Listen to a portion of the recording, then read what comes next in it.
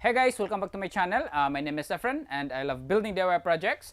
In this video, we're just going to unbox some other parts of the CNC machines. So particularly the 2.2 kilowatt CNC Spindle. It's a water cooled. So we're going to unbox that now, and also we're going to unbox the cooling system that I'm going to use for this build. And yeah, so I think we're also going to try and test this thing if it's gonna work, and also we're going to install it into the main machine. So yeah, let's go. So here are the box that contains the particular spindle and also the system that I'm going to use for this build. So first, I'm just going to take this one out in here. Yan. So first is we're just going to unbox this a little bit smaller box here, so that you can see what's inside. Okay. So there's a very good padding for this one. Yan. So this box contains the controller, or the VFD, variable frequency drive, because this particular spindle is 3-phase. So here is the VFD. So one here. So this particular bigger box contains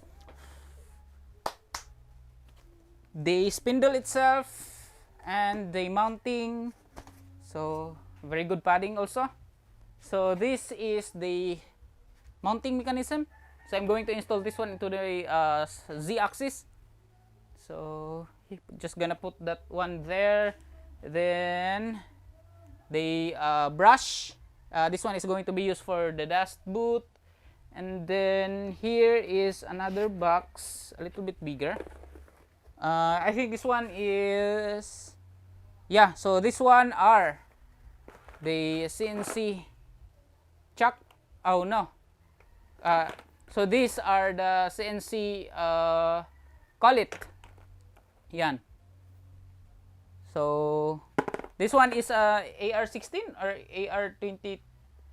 So this one is an AR16.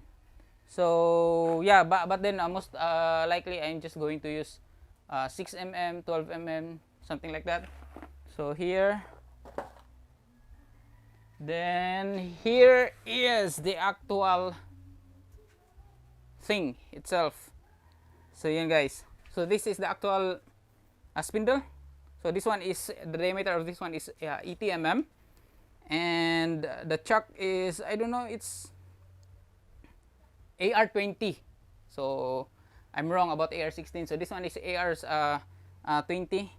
And it is a water cooled. So yan. So here are the holes to put the water, to put the water inside the spindle to cool it. And yeah, so this is the actual motor. So I'm just going to put this one here right now. And the seller also include this small box because he is not going to use this one anymore. So this one is a controller for the CNC machine itself. So this one is NVOOM. Yan. So this one is a CNC controller. So the wire for that's going to be used for this one is also inside this box. So he just sent this one for me to try, and he's giving it for me for free. Just the including into the package of the CNC spindle with the VFD and everything. So yeah, so we're just going to put this one down. So I already have this spindle. So the other box, small box that I'm going to unbox in here are this one. So this one is the cooling system. So what I'm going to do, for this system is that I'm just going to use a CPU cooler. So it's a closed loop water cooled system, just like this one is actually used in a computer. So the water cooled PC or computer So this one has the motor in here, and then the water is going inside, and then this one is the container itself. Then this particular motor is going to pump the water going into the spindle, and to make the water cooler or cooled is I have a radiator here. Yeah, so I have this particular radiator. This one is also used in a PC. So 2 fan radiator. So the water is going inside in this 2 red cover. So this one is a yan. So the pipe can get in here. So I just cover this one, and also this one is the power for the fan itself to cool the water. So to combine everything, I'm just going to use a PVC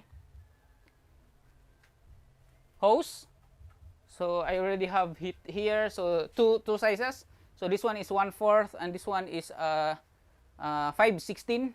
So this one is slightly bigger. This particular hose is going to be used into the cooling system, and for the motor itself, the spindle motor, because the spindle has a smaller hole of the inlet. So I'm just going to use this particular hose, the smaller one, and then we're just going to combine or connect these two to create a closed loop system for the water called spindle. So yeah, so I think that's it for this unboxing. So I already have everything in here.